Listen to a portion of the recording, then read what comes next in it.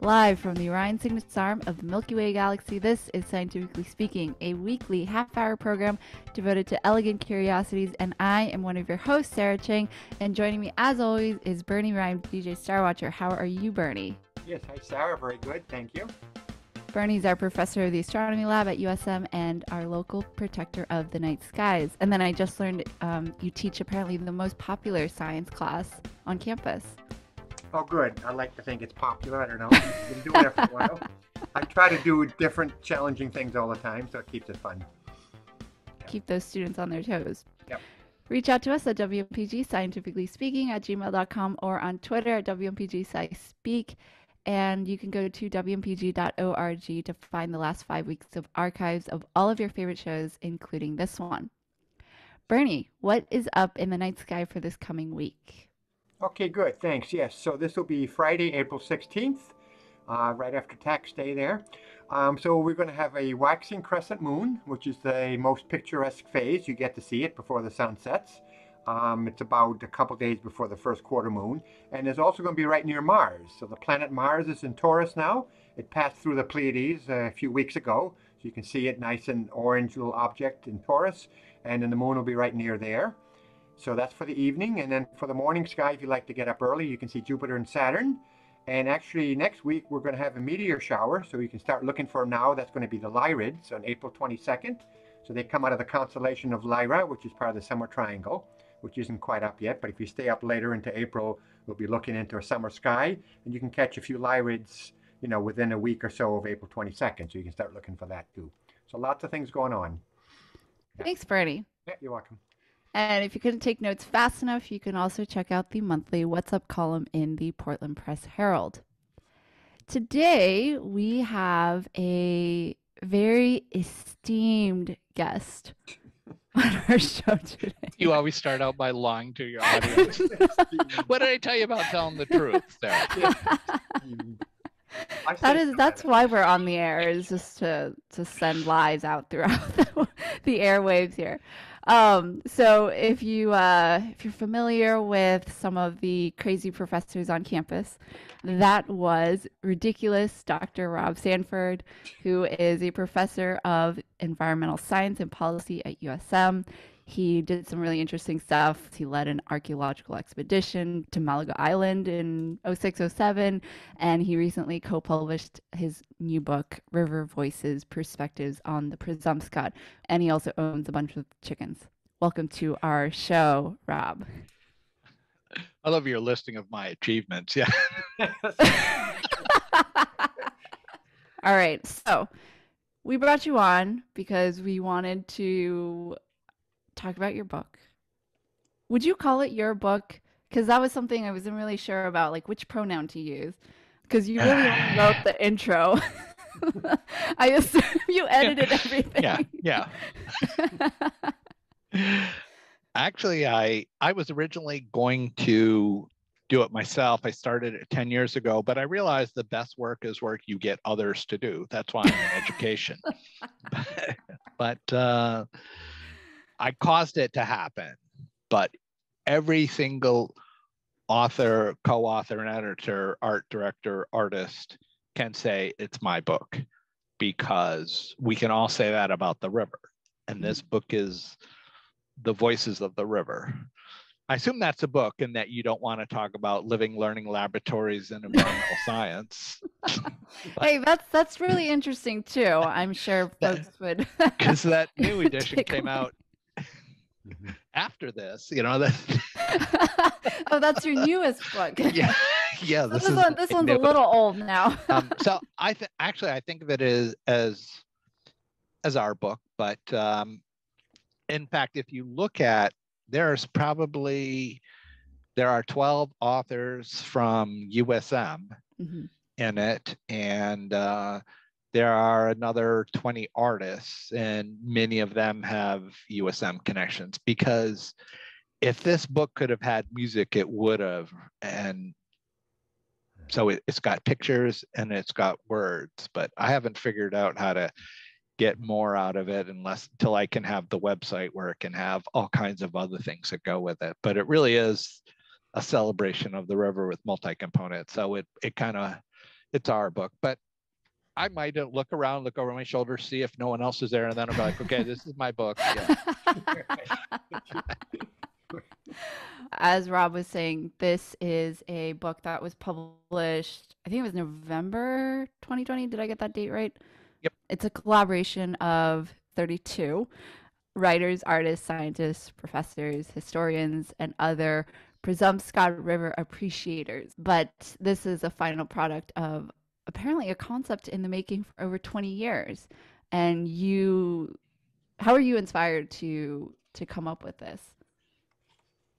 Originally, it came up because I and the other editors and many of the authors are active in this environmental troublemaking group called Friends of the Presumpscot River.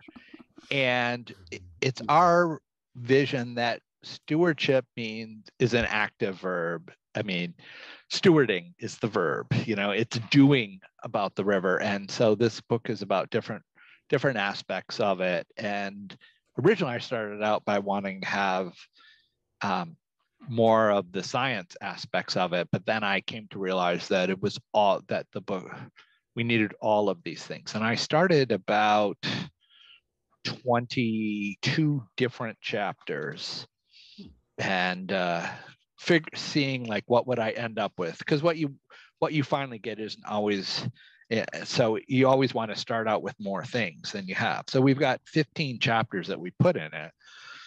But there could have been, like, I would have liked to have one on birds of the river and one on archaeology of the river. But we did cover a range. So it's roughly organized, like starting I always figure, like, no offense to astronomy, but I have to start with geology. Yeah, I could have done astronomy. Like, what are the stars that we look at? But so it starts out with the geology and then goes to the Wabanaki and then the Quakers and then the 19th century and different fishes of the river, other aspects of it, including the politics and troublemaking. Like being a steward of it means you have to be involved in things like getting the river clean, getting fish passage restored, things like that. Because I'm from environmental science, and environmental science, I sometimes call it the science that you go into when you can't make up your mind and you like a little bit of everything. Because like this book, it's got all of these different aspects. It's economics, it's geography, it's geology. But it's also an applied field. So it's about doing things. What do you do? The environment, that's what we do. We study the nature. Well, environmental, if you think about, many sciences are like the traditional academic sciences, the faculty prepare their students as if they're going to become professors, who in turn will prepare students to become professors. It's a perpetual motion kind of thing. But environmental science, it's like nursing and engineering. You're preparing people to do things. So environmental scientists help fix things. Yeah. Like maintain water supplies, wastewater disposal. So basically they interact with systems, and rivers are systems, and they're the pulse of the land. The thing that you go to look at to see, like if you can only look at one thing to see what environmental quality is, you're going to look at a river, because river tell you about the air, tell you about biodiversity, tell you about what's leaching in, tell you a lot of things. So it's a microcosm of that. But also, if you think about it, who doesn't live in a watershed? No offense to astronomy, when you're out in space, you're not in a watershed. But if you're on the planet, and and you're not deep out in the ocean, you're in a watershed. And we're in the Presumpscot watershed, and there are sub-watersheds, and it's all the giant Gulf of Maine watershed. Yeah. So there's different ways to think of it, but if you think about it like that, you're thinking about it in terms of systems, feedback into and out of systems. So it's somewhat of a scientific way, but I think it's equally poetic and it's equally artistic too, because you can think of the river as performance. Mm. I went to the river last weekend, and it was kind of, you know how we've had this sort of odd weather. Well, I photographed some structures that look like giant pizza dough, because the ice flows had kind of spun around, and so they acquired a rimed edge on them that built itself up. Huh. So it looked like these little cells floating, or pizzas floating down the river. And so there's a lot of beauty in there, but we're all intrigued by that. If you remember a few years ago when we had the giant circle turning around in Yeah, in Westbrook, and we Westbrook. went and looked at, well, these were tiny little wheels turning around, like little Huh. pinwheels. And so I was just looking at that the other day and thinking about, well, I'm glad we did this, because in this book there are lots of it's a significant amount of artwork that's in there. Mm. And it's and the cover is a classic 19th century art image of the river, but there's some many historical aspects of the river that are interesting too. Like a fourth of the gunpowder used by the Union Army was produced at gunpowder mills. Mm-hmm. That's scary, and it's a little spooky even, you know, when you look at that site and you think all that death and destruction came from there. Yeah. So you live close to the river, and there was one chapter that talks about the changing landscape of the watershed, written by Firuza and Timothy. Yes. And one of their quotes in their chapter, so I haven't lived here for very long, but one of their quotes in their chapter references Presumpscot as kind of this industrial sewer, thanks to the mills that benefited from its water, and the fumes of the Presumpscot in the 70s made paint on houses peel off. And then they also talked about how the stench apparently was unbearable. Is that something that we experienced up through the 90s and early 2000s, or was that did that stop earlier? Well, the Friends group formed in the mid 90s due to concern about a de-inking plant that would have discharged into the river. Mm.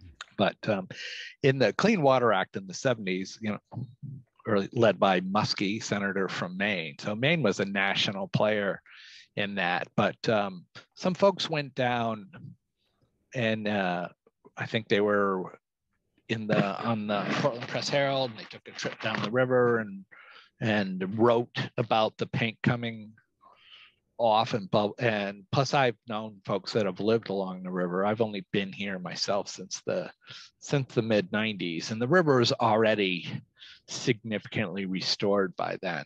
Mm. In fact, the restorage that we're trying to do now is more related to improving the biodiversity, because the water quality has gone up quite a bit, and it really made a big difference in the 70s when the Clean Water Act came in and people started thinking a little bit more about the discharge into it. But it's a very flat, shallow, it's quite shallow. And this fall, when I went down the river, I usually try to go down it when the weather is decent.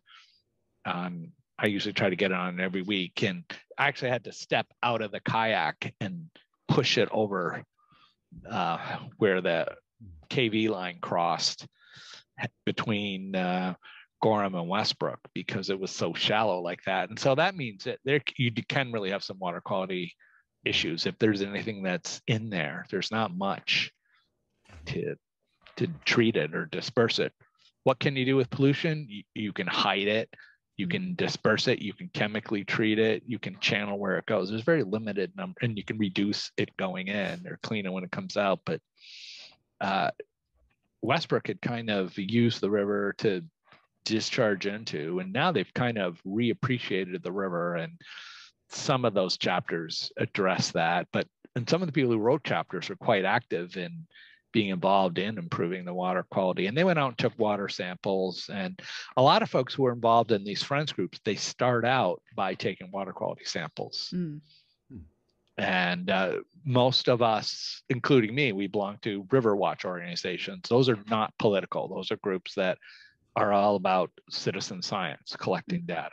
But after a while, you start going like, I want to get some change a little quicker. So you start finding a troublemaking group, that's going to show up at hearings and ask for accountability, hire experts, things like that. And the Friends group, along with the main state agencies as well, got the federal government, the federal FERC, Energy Regulatory Commission, to require an environmental impact statement on that river, on the dam relicensing.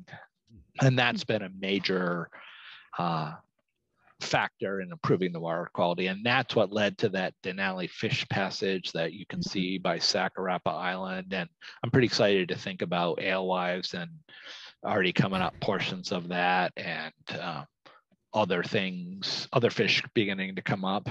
If you've ever seen sturgeon and Augusta leaping in the river, you realize what a majestic and exciting thing that is. I don't think I've ever seen that that. Yeah. Now you make it want it, like that's something that we should go check out. Yes, because they're leapers. They're 4 to 5 feet long, and they leap. Okay. Well, Henry Hudson talks about going up. Wait, they're 4 to 5 feet long? Yes. Well, in the Hudson River, 300, 400 years ago, some of those sturgeon could be 10 feet long, and they would leap during spawning time. Sarah, this is like I was telling you when I teach. Everything I say has to be true, but look that up. I mean, that's true. There's documentation of that. And there's a long nose, short nose. There's different kinds of sturgeon, but just think how majestic that is, that you don't have to go out in the ocean to see something that size coming out. And I think in the Saco River, I think they pulled out a 7-foot sturgeon, and there was a picture of it in the paper. In fact, the guy put it in the paper, and this is the kind of thing, it's horrible, but it's the sort of thing that attracts my attention. And so he puts this in the paper, and then the game warden goes, "You do know that's illegal to take sturgeon out." I think that was in 1995. He just drew attention to himself. Yes. So what is because they kept talking about the smell, and I think in Tracy Michaud's chapter on river tourism, she references like that is the smell of money. What exactly was this? That was something that was a question. Like, what exactly was the smell? Okay, well, Sappi was making a different kind of paper then, and so you could buy property in Westbrook for fairly low because of that smell. But if you knew they were going to clean up and shift to fine paper that didn't result in that sulfur compounds and other things, and then you could have done pretty well. And part of that is that company did some environmental cleanups. They had some thermal discharges and some chemical and other discharges that changed. But that's a classic line. Because even people in Biddeford didn't like the smell of bread baking, which I think smells wonderful, but anything can get to people after a while. And then that people would say, well, that's the smell of money. But the Westbrook paper mills are notorious for having smelly discharges. And it's, to put it mildly. Was there a story either in the book or not in the book that surprised you?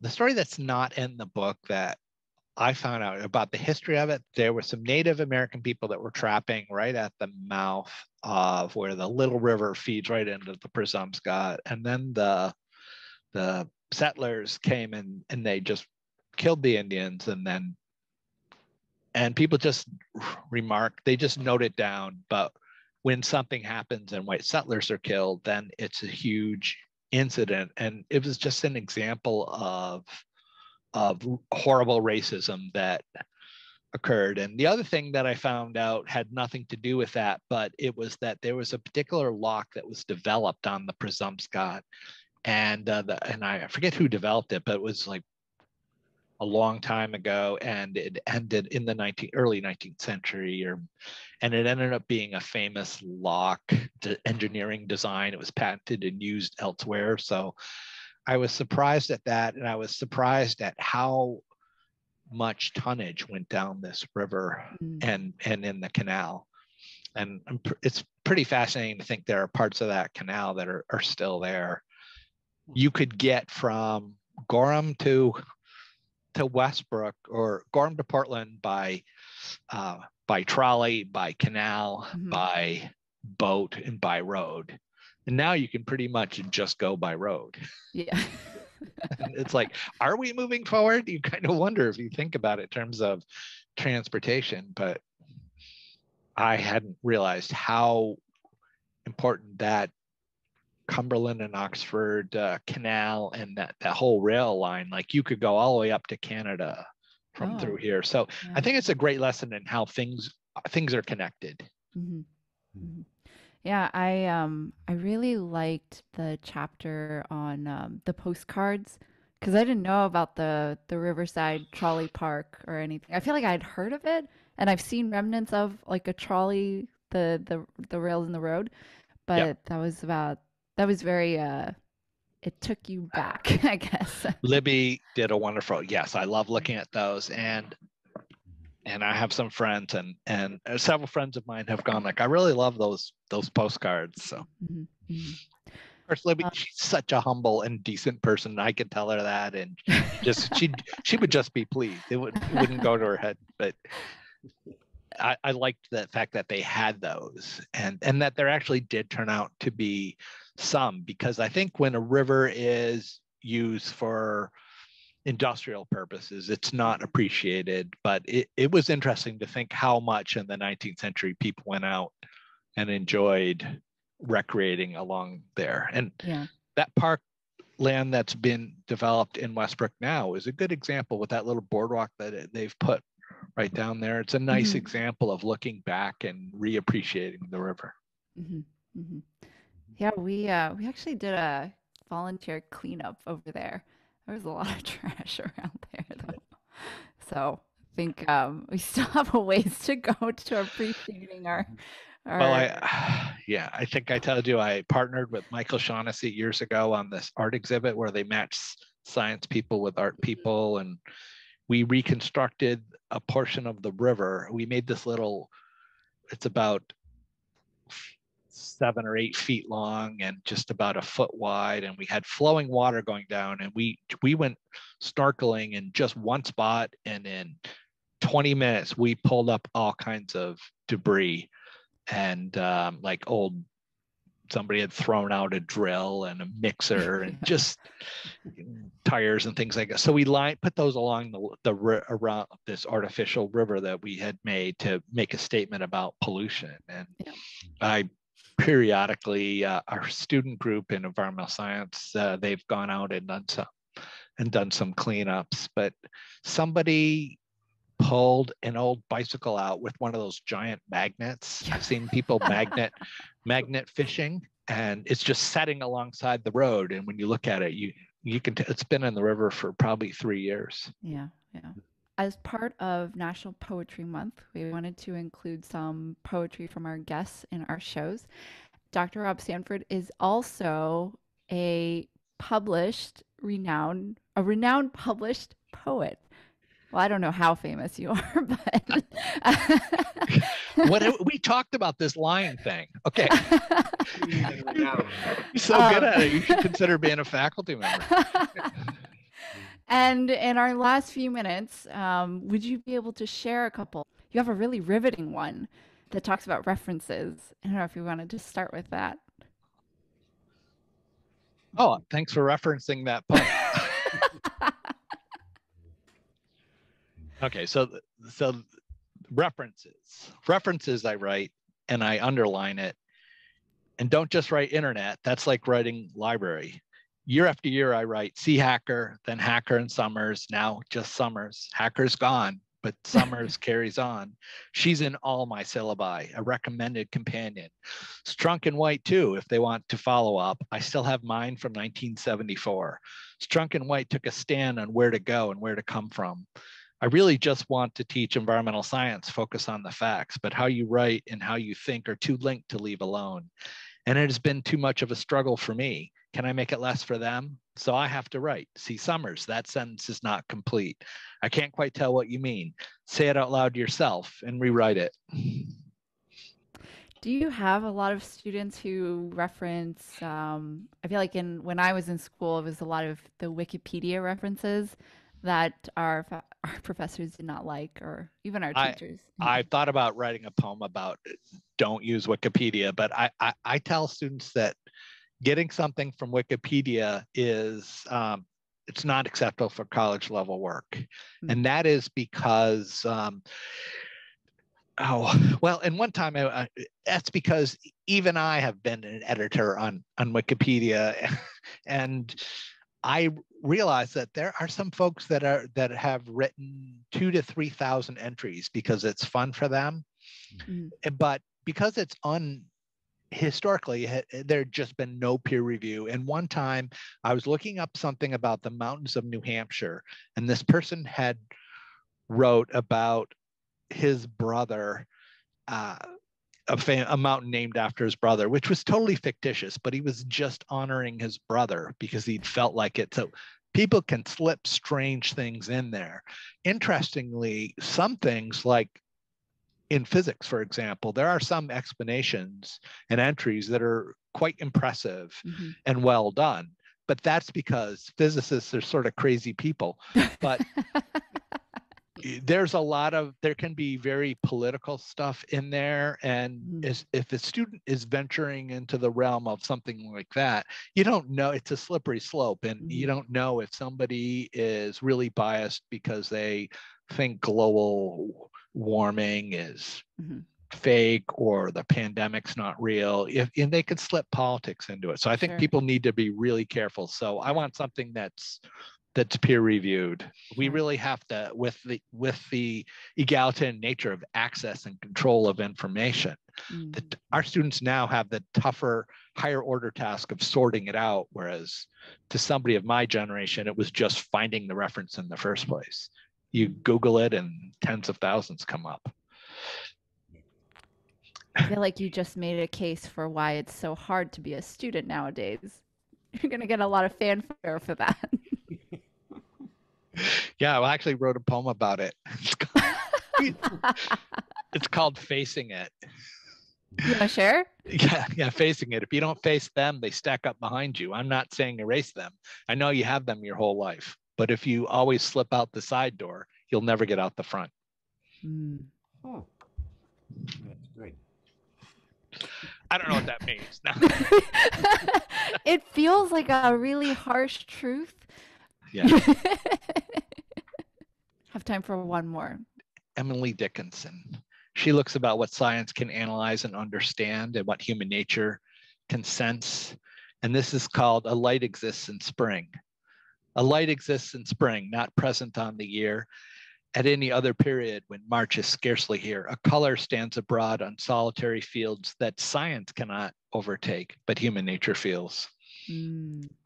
I just, I still think I like new poetry written by folks that I don't normally, like I was just enthralled at the recent inauguration and listening to that. But I also like the classics. I think that's what I love about Rob is that he's both kind of this geeky environmental science dude, but he's also really interested in the arts and when you see things as all kind of interconnected. I think that's what makes you an interesting person to talk to.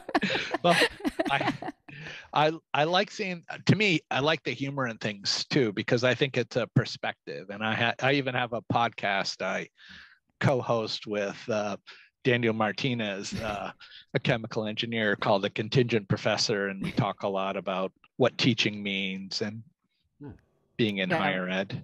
It's very therapeutic. It's fun to listen to as well, actually. All right. Go to any of your local bookstore and you can find River Voices Perspectives on the Presumpscot, written by Dr. Rob Sanford.